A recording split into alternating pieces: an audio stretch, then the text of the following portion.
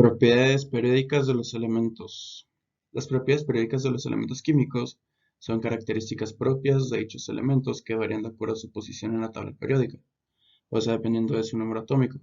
Las propiedades periódicas son la electronegatividad, electropositividad, radio atómico, afinidad electrónica, potencial de ionización, la densidad atómica, el volumen atómico, temperatura de fusión y temperatura de ebullición, aunque las cuatro últimas muchas veces son consideradas aperiódicas.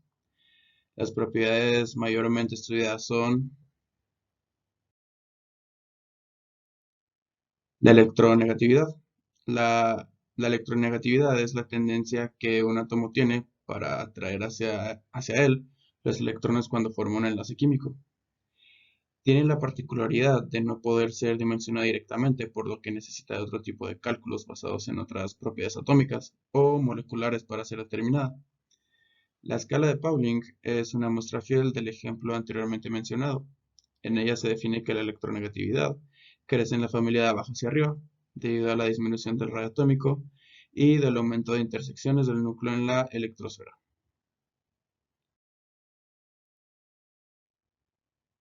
Ahora tenemos lo que es la electropositividad. La forma de medir la electropositividad es exactamente igual que la utilizada para las mediciones inherentes a su homónimo, mediante un enlace químico. Entre tanto, la tendencia dentro de la tabla de elementos es contraria, ya que mide la tendencia de un átomo en perder electrones.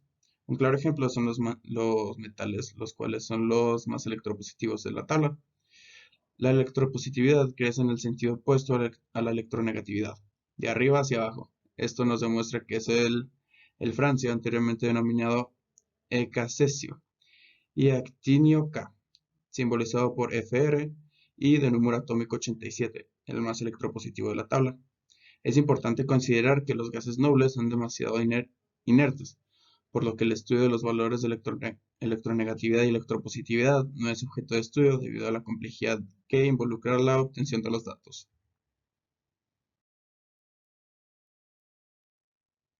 El radio atómico. Cuando nos referimos a radio atómico, básicamente planteamos la posibilidad de medir la distancia entre el núcleo de un átomo y la nube de electrones que componen su capa externa. Las técnicas existentes en la actualidad que permiten generar resultados son, por ejemplo, la difracción de neutrones, eh, de electrones o de rayos X. En todo caso, es necesario recalcar que no es una propiedad fácil de medir, ya que depende, entre otras muchas variables, de la especie química en la que se encuentra el átomo. También es necesario aclarar que existen dos medidas que se pueden tomar dependiendo del caso. Podemos obtener radios atómicos covalentes o metálicos. En el caso de los radios covalentes nos referimos a la distancia entre los núcleos de átomos vecinos de moléculas.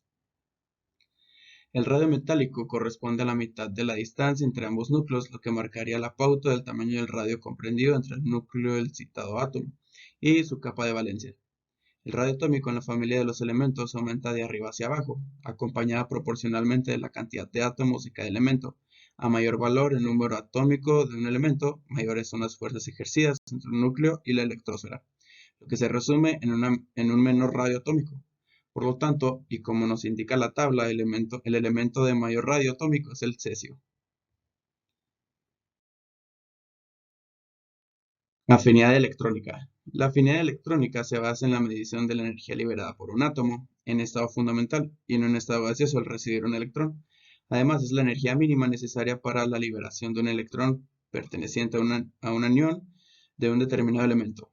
Los gases nobles no presentan afinidad electrónica relevante, aunque es importante recalcar que nunca igual a cero. La adición de electrones siempre genera liberación de energía. La afinidad electrónica no presenta una forma muy definida dentro de la tabla periódica, aunque su comportamiento es similar al de la electronegatividad. Por lo tanto, lo veremos crecer de abajo hacia arriba, de izquierda a derecha. El cloro, por ejemplo, eh, posee la mayor afinidad electrónica de la tabla, cerca de 350 kg sobre mol.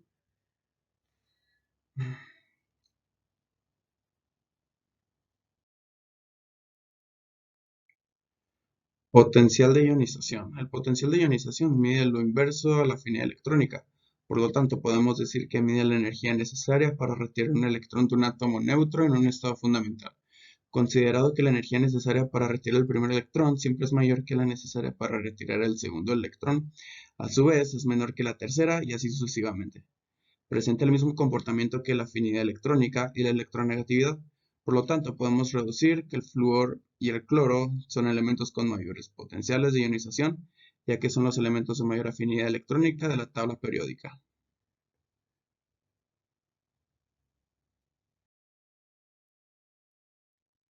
Ahora vamos a hablar de los enlaces químicos.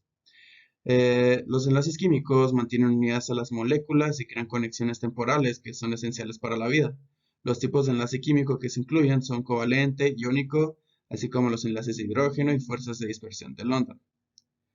Los seres vivos se componen de átomos, pero en la mayoría de los casos esos átomos no están flotando por ahí individualmente.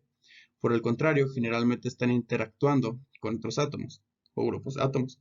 Por ejemplo, los átomos podrían estar conectados por enlaces fuertes y organizados en moléculas o cristales, o podrían formar enlaces temporales y débiles con otros átomos con los que chocan o rozan.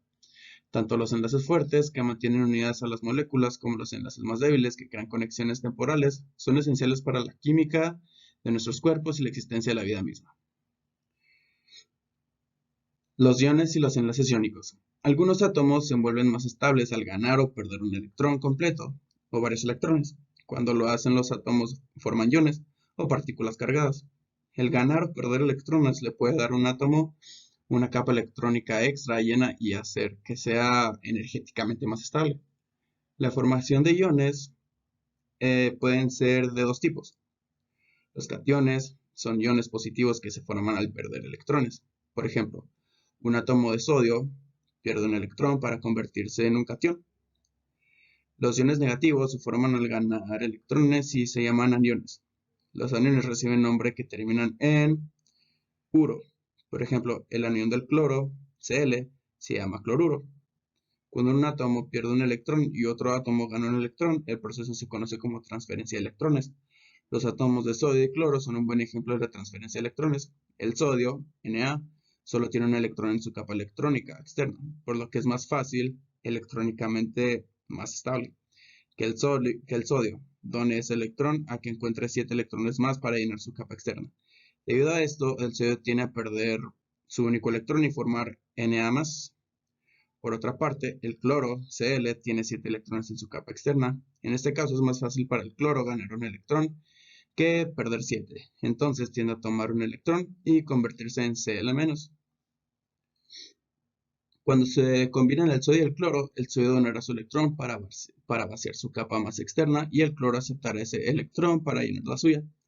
Ahora ambos iones satisfacen la regla del octeto y tienen capas externas completas. Dado que el número de electrones ya no es igual al número de protones, cada átomo se ha convertido en un ion y tiene una carga de +1 o -1. En general, un átomo debe perder un electrón al mismo tiempo que otro átomo gana un electrón. Para que un átomo de sodio pierda un electrón, necesita tener un receptor adecuado como un átomo de cloro. Ahora pasamos con la formación de un enlace iónico. Los enlaces iónicos son enlaces que se forman entre iones con cargas opuestas. Por ejemplo, los iones de sodio cargados positivamente y los iones de cloruro cargados negativamente se atraen entre sí para formar cloruro de sodio o sal de mesa. La sal de mesa, al igual que muchos compuestos iónicos, no se compone solo de un ion de sodio y un ion de cloruro. Por el contrario, contiene muchos iones acomodados en un patrón tridimensional predecible y repetido. En la fisiología, ciertos iones se conocen como electrolitos, como sodio, potasio y calcio. Estos iones son necesarios para la conducción de impulsos nerviosos, la contracción muscular y el equilibrio de agua. Muchas bebidas deportivas y suplementos dietéticos proporcionan iones para reponer aquellos que se pierden durante el ejercicio de la sudoración. Enlaces covalentes. Otra manera como los átomos se vuelven más estables es al compartir electrones en lugar de ganarlos o perderlos por completo, formando así enlaces covalentes. Estos enlaces son más comunes que los enlaces iónicos en las moléculas de organismos vivos. Por ejemplo, los enlaces iónicos son claves para la estructura de las moléculas orgánicas basadas en el carbono, como nuestro ADN y proteínas. También hay enlaces covalentes en moléculas inorgánicas más pequeñas, tales como el H2O, CO2 y O2. Se pueden compartir uno, dos o tres pares de electrones, lo que resulta en enlaces simples, dobles o triples respectivamente. Entre más electrones compartan dos átomos, más fuerte será el enlace. Como un ejemplo de enlace covalente, examinemos el agua. Una solución molecular de agua, H2O, está compuesta de dos átomos de hidrógenos unidos a un átomo de oxígeno. Cada hidrógeno comparte un electrón con el oxígeno y el oxígeno comparte uno de sus electrones con cada hidrógeno. Los electrones compartidos dividen su tiempo entre las capas de valencia de los átomos de hidrógeno y oxígeno y le dan a cada átomo algo que se parece a una capa de valencia completa. 2 electrones para el hidrógeno y 8 para el óxido. Esto hace que una molécula de agua sea mucho más estable de lo que serían los átomos que la componen por sí solos. Enlaces covalentes polares. Hay dos tipos principales de enlaces covalentes, polar y no polar. En un enlace covalente polar, los electrones se comparten de forma no equitativa entre los átomos y pasan más tiempo cerca de un átomo que del otro. Debido a la distribución desigual de electrones entre los átomos de diferentes elementos, aparecen cargas ligeramente positivas y ligeramente negativas en distintas partes de la molécula. En una molécula de agua, el enlace que se une al oxígeno con cada hidrógeno es un enlace polar. El oxígeno es un átomo mucho más electronegativo que el hidrógeno, por lo que el oxígeno del agua tiene una carga parcialmente negativa, tiene una densidad de electrones alta, mientras que los del hidrógeno llevan cargas parcialmente positivas, ellos tienen una densidad electrónica baja. En general, la electronegatividad relativa de los dos átomos en un enlace, es decir, su tendencia a acaparar los electrones compartidos, determinará si el enlace es polar o no polar. Siempre que un elemento sea significativamente más electronegativo que otro, el enlace entre ellos será polar. Esto significa que uno de sus extremos tendrá una carga ligeramente positiva y el otro una carga ligeramente negativa. Enlaces covalentes no polares. Los enlaces covalentes no polares se forman entre átomos del mismo elemento o entre átomos de diferentes elementos que comparten electrones de manera más o menos equitativa. Por ejemplo, el oxígeno molecular, H2, no es polar porque los electrones se comparten equitativamente entre los dos átomos de oxígeno. Por ejemplo, de enlace covalente no polar puede encontrarse el metano, CH4. El carbono tiene 4 electrones en su capa exterior y requiere 4 más para volverse un octeto estable. Los consigue al compartir electrones con 4 átomos de hidrógeno, cada uno de los cuales le provee de un electrón. Del mismo modo, los átomos de hidrógeno necesitan un electrón adicional para cada uno para llenar su capa más externa, los cuales reciben en la forma de electrones compartidos del carbono. Aunque el carbono y el hidrógeno no tienen exactamente la misma electronegatividad, son bastante similares, así que los enlaces carbono-hidrógeno se consideran no polares. Enlaces de hidrógeno y fuerzas de dispersión de London. Tanto el enlace covalente como el iónico se consideran enlaces fuertes. Sin embargo, también se pueden formar otros tipos de enlaces más temporales entre átomos o moléculas. Dos tipos de enlaces débiles que se ven con frecuencia en la biología son los enlaces de hidrógeno y las fuerzas de dispersión de London.